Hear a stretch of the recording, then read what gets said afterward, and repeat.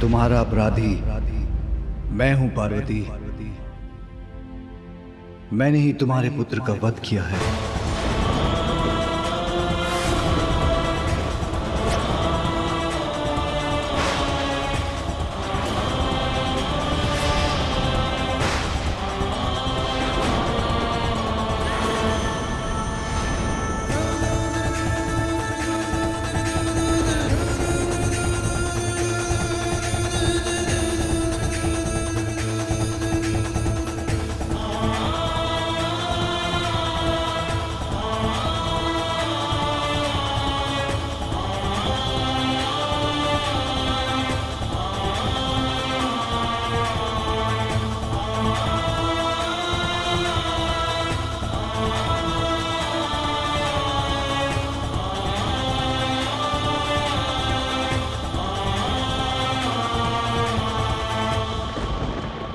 तुम्हारा अपराधी मैं हूं पार्वती।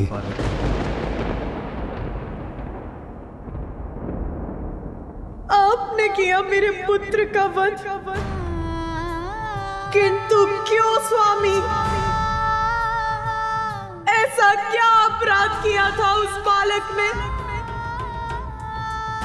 उत्तर दीजिए। मेरे पुत्र, उस अबोध बालक को प्राण दंड क्यों दिया आपने?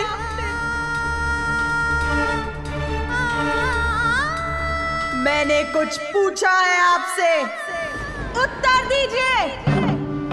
मां कर हृदय पुत्र की मृत्यु का कारण समझाने पर भी कहां समझ सकेगा मां। और तुमसे क्या कहूं, दुखद सत्य तो यह है कि इसके शीश को इसके धड़ से विलगकर इसके प्राण हरने वाला मेरा ही त्रिशूल था। वो बालक जिसका जन्म अभी ही हुआ था, जिसने संसार को जाना तक नहीं था, उसका इतना भयंकर अंत हुआ मेरे ही स्वामी के इस तीक्ष्ण त्रिशूल से। कितना कष्ट हुआ होगा उसे, उसका प्राणांत हो गया। क्यों क्यों हुआ ऐसा? जो मेरे ही हृदय का स्वरूप था, मेरी ही कल्पना से जन्मा था, जो मेरी ही आज्ञा का पालन कर रहा था, उसके किस दोष के लिए ऐसा भीषण दंड दिया आपने उसे? उसके शीश को कैसे विलग किया आपने?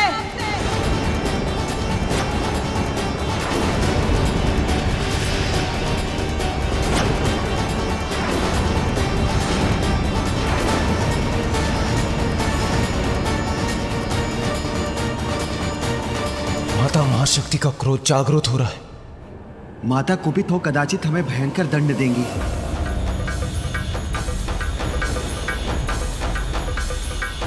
जो हुआ वो अत्यंत कष्टप्रद है उमा, किंतु नियति के चक्र से तो मैं भी मुक्त नहीं। ये मैं तुम्हें कैसे समझाऊं? हमें क्षमा कर दे माता। माता, हमसे बहुत बड़ी भूल हो गई। माता, हमें नहीं ज्ञात था कि ये बालक आपका पुत्र है। माता, इसने हमें और प्रभु को भी भीतर प्रवेश करने से रोक दिया था। ठहर जाइए, किसी को भी भीतर जाने की अनुमति नहीं है।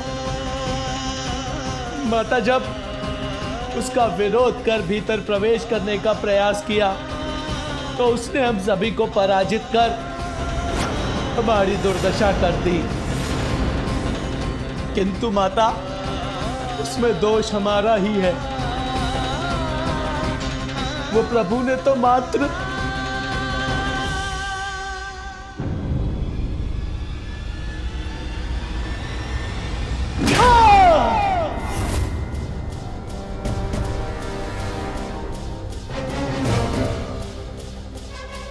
ऐसा रोष जागृत हुआ है माता महाशक्ति का कि उन्होंने नंदी को आकाश के अनंत विस्तार में भेज दिया।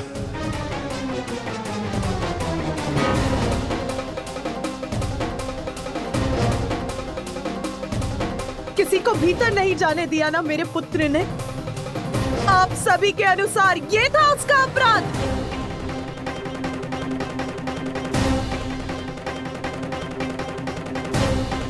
माता के आदेश का पालन करना आपकी दृष्टि में अपराध कब से हो गया देवराज? मैंने अपने पुत्र को आदेश दिया था कि वो किसी को भीतर ना आने दे। बताइए मुझे, उत्तर दीजिए। क्या पूर्ण निष्ठा और समर्पण से एक पुत्र का माता की आज्ञा का पालन करना अनुचित है? इसके लिए तो उसे पुरस्कृत करना चाहिए था। और आप सभी ने उसे दंडित करने की स्थिति उत्पन्न कर दी। बिना तथ्य और सत्य जाने आप सभी उससे युद्ध कर उसे उत्तेजित करते रहे। तनिक धैर्य भी नहीं रखा गया आप सभी से।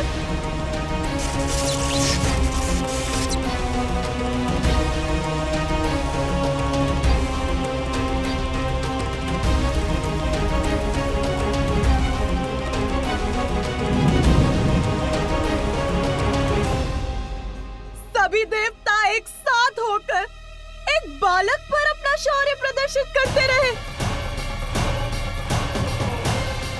मेरे पुत्र को अपने प्राण देकर अपनी माता की आज्ञा का पालन करने के लिए विवश कर दिया आप सभी ने। क्यों किया ऐसा?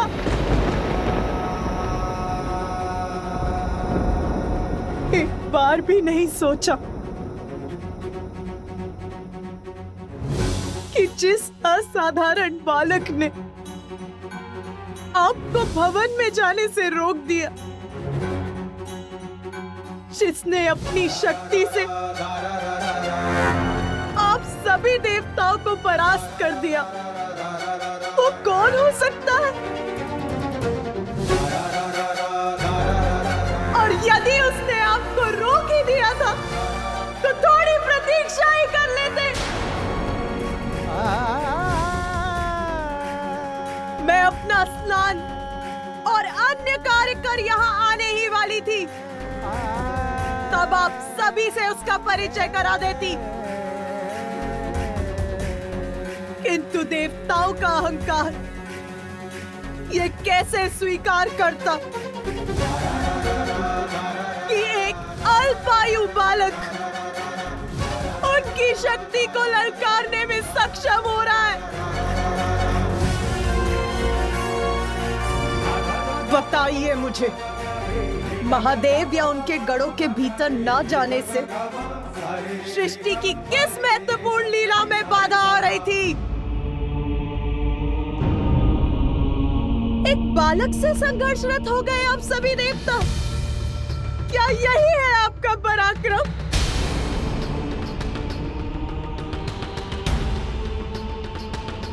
एक बालक से, मात्र एक बालक से क्या हानि पहुंचाई थी उसने किसी को? क्या वो आपसे आपका पद मांग रहा था देवराजेंद्र? मेरा पुत्र, मेरा कोमल हृदय, निष्ठावान, आज्ञाकारी पुत्र मेरा मेरी अपनी मां की आज्ञा का पालन भर कर रहा था। बताइए मुझे, क्या इस घटना के बाद संसार का कोई भी पुत्र अपनी माता की आज्ञा का पालन करेगा? क्या किसी भी पुत्र में इतना साहस शेष रहेगा?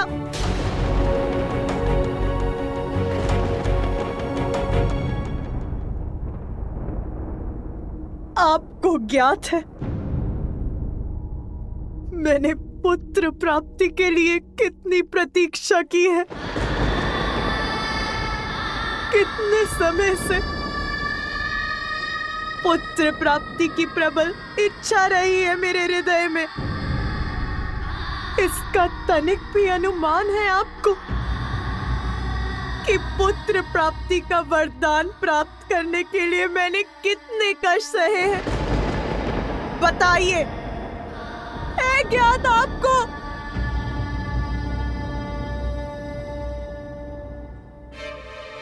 आदि शक्ति हूँ मैं, आदि शक्ति हूँ मैं, आदि शक्ति हूँ मैं। वो आदि शक्ति जो उस समय सती के रूप में भी मैं सदा आपकी ही प्रार्थना में लीन रही, अपने पिता श्री प्रजापति दक्ष के विरुद्ध गई ताकि आपके साथ हमारा विवाह हो सके।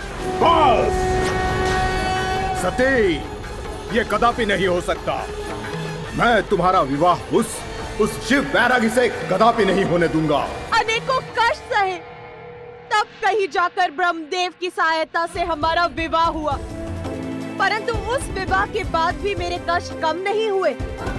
पिताश्री द्वारा आपको यज्ञ में ना बुलाए जाने के पश्चात आपके सम्मान की रक्षा के लिए मुझे अपने प्राणों की आहुति तक देनी पड़ी।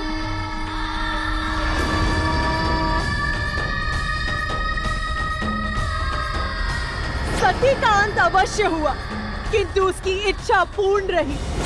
इसीलिए मैंने पुनः जन्म लेकर आपको मनाने के लिए वर्षों तक तप किए, ताकि इस बार मेरे पुत्र प्राप्ति की इच्छा पूर्ण हो सके। किंतु आप वर्षों तक समाधि में लीन रहे। आपको तो इसका आभास तक नहीं था। किसी प्रकार पुनः आपसे विवाह हुआ और वर्षों पश्चात जब पुत्र प्राप्ति की कामना की तो देवता आपने अपने संकट लेकर आ पहुंचे। मेरे प्रथम पुत्र को आपने उनके कार्यों में लगा दिया। मैंने कुछ नहीं कहा। मैंने द्वितीय पुत्र के लिए पुनः कठोर पुण्य व्रत तक किया। पुत्र पाकर एक माँ पुनः प्रफुल्लित हुई तो आप सबके साथ मिलकर स्वयं मेरे स्वामी ने इतनी निष्ठुरता के साथ मेरे पुत्र का वध कर दिया।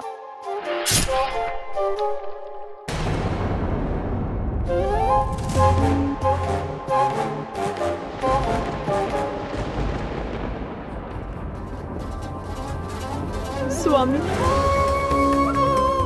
आपका त्रिशूल तो इसीलिए है ना कि उसका प्रयोग कर आप दुष्ट जनों से, अपने भक्तों और अपनों की रक्षा कर सके, और आपने उसी से अपने पुत्र का वध कर दिया।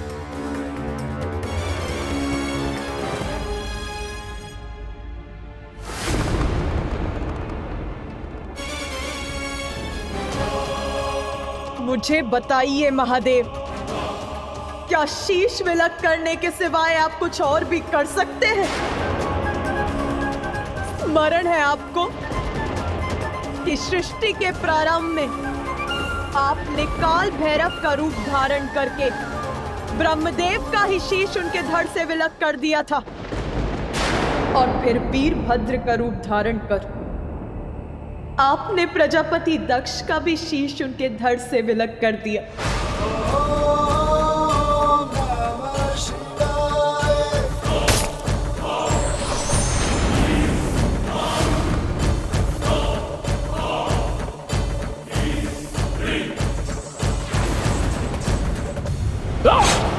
किंतु इस बार तो आप सभी सीमाएं लांघ गए।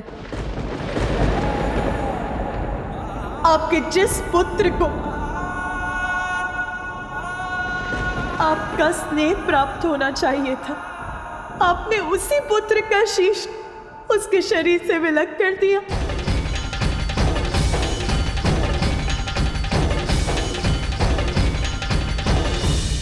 सर्वशक्तिमान है आप, ईश्वर है आप।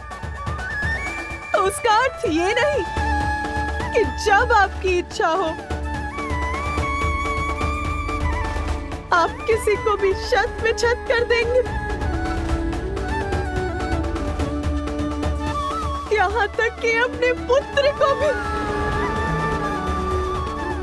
इतना भी नियंत्रण नहीं है आपको अपने क्रोध पर।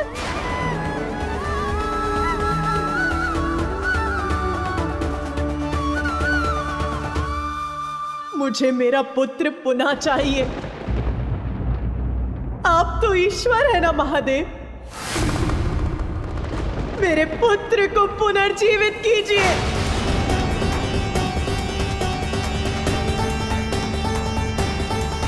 उसे पुनः उठकर मुझे मां कहने के लिए कहिए। कुछ करिए महादेव, कुछ करिए।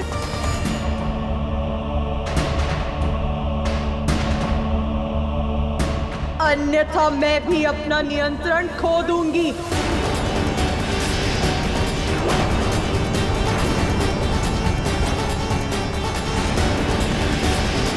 मेरा पुत्र, मेरा प्रिय पुत्र, मेरे सृजन से उत्पन्न हुआ मेरा पुत्र। क्यों महादेव, क्यों क्यों किया आपने ऐसा? क्यों?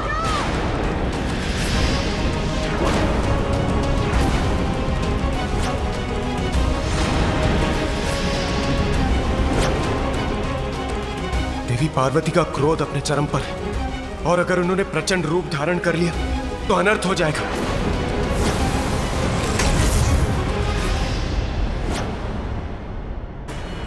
यदि आप उसे जीवन देना नहीं चाहते तो मैं जीवित करूंगी उसे।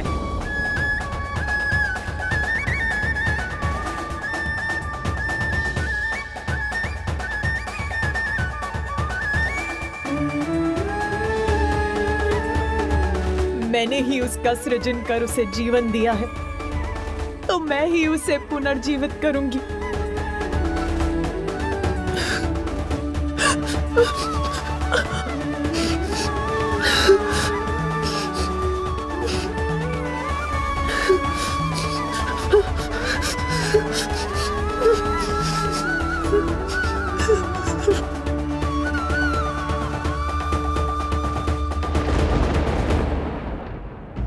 उमा, कैसे समझाऊं तुम्हें? तुम्हारे समस्त प्रयास निरर्थक हैं।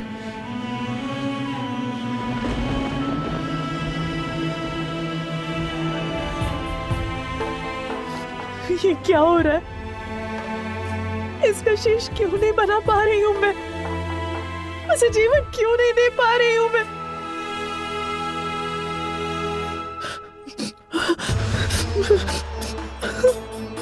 उसके शीश की भस्म को एकत्रित कर रही हूं तो वो बिखर क्यों जाती है?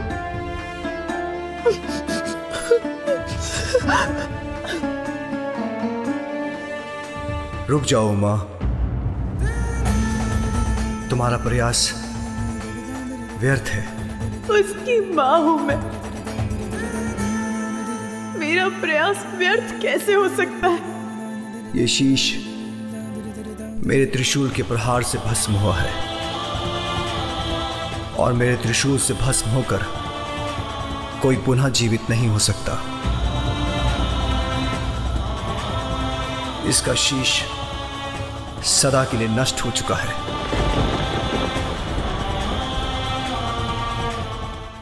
ये शीश मेरे त्रिशूल के प्रहार से भस्म हुआ है, और मेरे त्रिशूल से भस्म होकर कोई पुनः जीवित नहीं हो सकता। इसका शीश सदा के लिए नष्ट हो चुका है। तो सब कुछ नष्ट हो जाएगा। यदि मेरा पुत्र जीवित नहीं हो सकता तो संसार भी शेष नहीं रहेगा। ऐसी विनाश लीला उत्पन्न करूंगी मैं।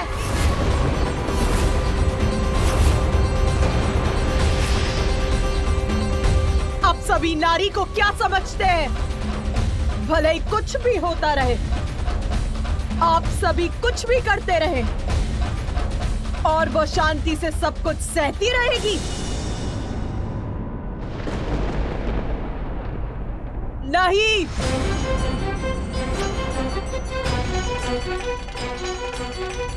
नारी संसार को जन्म दे सकती है तो उसको मिटा भी सकती है।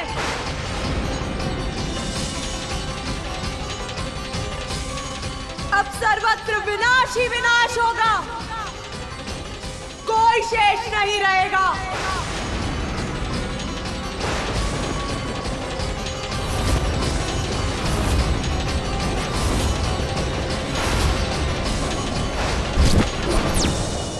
महादेव, देवी पार्वती का उग्र होना संसार के लिए उचित नहीं, उन्हें रोकिए। यदि वो महादेव के कहे को अनसुना कर दे तो आप ही उन्हें समझाइए प्रिय। अब समझने की आवश्यकता देवताओं को है स्वामी, जिनकी दृष्टि में पार्वती पुत्र का कोई महत्व नहीं था। इस संहार लीला में मैं भी देवी पार्वती के साथ हूँ।